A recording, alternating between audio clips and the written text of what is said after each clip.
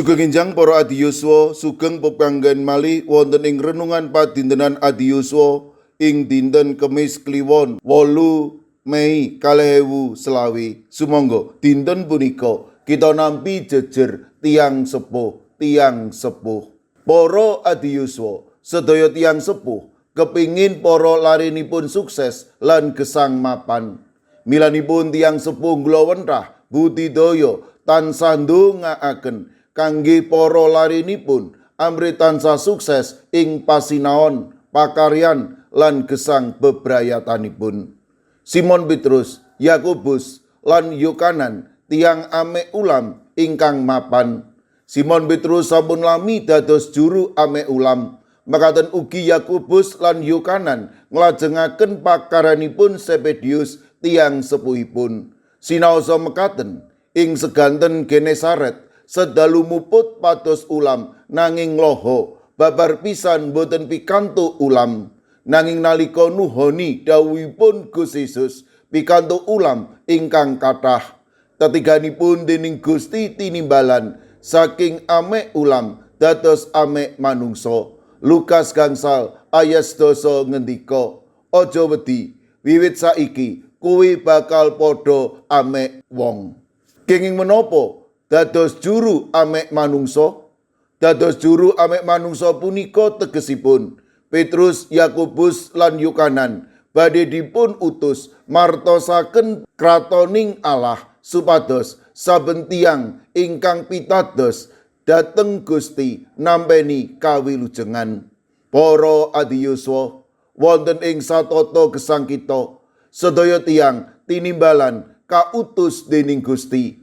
Tinimbalan minangka kagunganipun Gusti lan kautus ngreksa jagat lan sinten kemawon ing jagat punika. Mila monggo minangka tiyang sepuh kita nggulawentah brayat kita amrih ngoyot ing Gusti Yesus. Minangka tiyang makarya kita mumpeng nindakaken pakaryan. Minangka tiyang ingkang sampun purna bakti kita tetep nggayuh timbalan jumbuh kesagetan. Imut sedaya tiyang kautus amrih kathah tiyang ingkang saged caket raket kalian Gusti. Imut menawi sanes kita ingkang ngrimati sinten malih Gusti berkahi kita. Amin. Sumangga kita ndedonga. Matur nuwun Gusti, dinten punika paduka paring pepimut dumateng kawula minangka tiyang sepuh ingkang tinimbalan dening Gusti. Amrih kawula tansah nggulawentah budidaya lan ugi nindakaken menapa kemawon amrih kesainan tetep wonten ing lari-lari kawula. Monggo paduka ingkang berek panah kawula, amrih kawula tansah mempeng ndedonga, amrih kawula tansah nggulawentah, amrih kawula tansah budidaya, brayat kawula, lari kawula, anak putu kawula caket raket kalian paduka. Paduka berkahi para adiyuswa dalasan anak putu kawula ing pundiya papan. Monggo paduka ingkang ngreksa, paduka ingkang mitulungi matemah sedayanipun menika tansah binerkahan dening paduka. Mirunggan kalau pasrahaken Ibu Sucipto, warga wilayah 7 GKJ Magelang ingkang wedal sakmangke nembe nandhang sakit wonten ing griya sakit harapan. Monggo Gusti paduka ingkang makarya matemah sederek kawula punika inggal nampi wetahing kesarasan. Mirunggan kawula pasrahaken brayat ageng swargi Ibu Prapto Sanduki ing GKJ Gondang Winangun ingkang wedal sakmangke tinilar dening Ibu Prapto Sanduki. Monggo Gusti paduka ingkang tansah paring panglipur tuwin kegiatan matemah para putra wayah anggotaning brayat tansah nampi panglipuring jati saking paduka. Mirunggan kawula pasrahaken sawetawis sedherek kawula wonten ing GKJ Pugeran. Kawula pasrahaken Bapak Bambang Sugiri, Bapak Minto Taruno ingkang wedal sakmangke nembe nandhang sakit ing griya sakit Bethesda.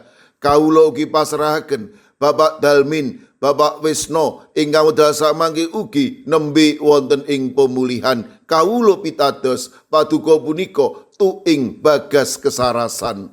Sawetawis sedherek kawula ing GKJ Magelang ingkang nembe wonten ing pemulihan. Bapak Joko Rinanto, Ibu Lis Martono, Ibu Titik Marioto, Bapak Sugianto, Bapak Amung Pracoyo. Kawula ugi pasrahaken Ibu Tati ingkang wekdal sakmangke wonten ing pemulihan inggih kaji ngablak. Kawula pasrahaken ugi sawetawis sedherek kawula ing Kalinegoro ingkang ugi wonten ing pemulihan. Bapak Margono, Bapak Samuel Tujono, lan ugi Bapak Agus Budi Pranowo. Kawula pitadosaken sedaya punika wonten ing paduka. Kawula pasrahaken Yuli Luther Harifa ingkang dumugi wekdal sakmangke nandhang sakit ing bab paningal. Kawontenipun sedherek kawula inggih kajembono, Ibu Sapar, Ibu Priyati, Ibu Sih Mirah. Kawula pasrahaken Ibu Wirya Sumarto, dalasan Pendeta Emeritus Ibnu Prabowo wonten ing GKJ Tlepok. Kawula pasrahaken Ibu Isti, wilayah 3 GKJ Wonocatur, Ibu Karyumi lan Ibu Kusmini ing GKJ Purbo. Mekaten ugi Ibu Indrayati ing Solo. Kawula pasrahaken Ibu Sriti Astuti wonten ing GKJ Tropodo Sidoarjo. Mekaten ugi kawula pasrahaken Ibu Lini Sutopo ing GKJ Semarang Barat. Kawula pasrahaken Bapak Budistomo ing GKJ Magelang, Bapak Mardiono, Ibu Marsudi, Ibu Sri Windardi ing GKJ Pamong Utomo Kalinegoro. Kawula pasrahaken Bapak Yohanes Mudadi ing GKJ Tuban. Kawula pasrahaken Ibu Nani Cahyono, Bapak Karyo, Bapak Ibu Toyo, Ibu Ngatini ing GIDJ Trangkil. Ing GKJ Immanuel Sulu, kawula pasrahaken Ibu Tugiani Sunarto lan Ibu Tati. Kawula pasrahaken Ibu Lasiem Blok 6 ing GKJ Gondang Winangun. Ing GKJ Wonosobo, kawula pasrahaken Bapak Lazarus Samijan, Bapak Yusuf Sunaryo, Ibu Endang Sarjono, Ibu Rodiah Sumardi. Kawula pasrahaken Eyang Sarwito ing GKJ Ngalian, Ibu Wahyono ing GKJ Plengkung, Ibu Sunarti ing GKJ Salaman. Ing GKJ Ungaran, kawula pasrahaken Ibu Sugito, Bapak Sembiring, Ibu Surisno, Ibu Munarti, Bapak Ibu Tugiman. Kawula pasrahaken Bapak Jatmiko ing Denpasar Bali.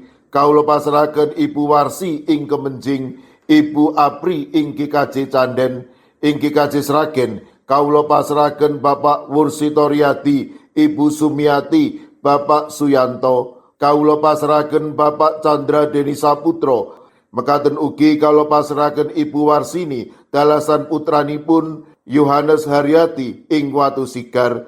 Ing GKJ Mijen, kawula pasrahaken Bapak Budiono Arung Puji, Ibu Elizabeth Indarwati, Bapak Tri Kartono, Bapak Waryono, lan Bapak Moses Taji.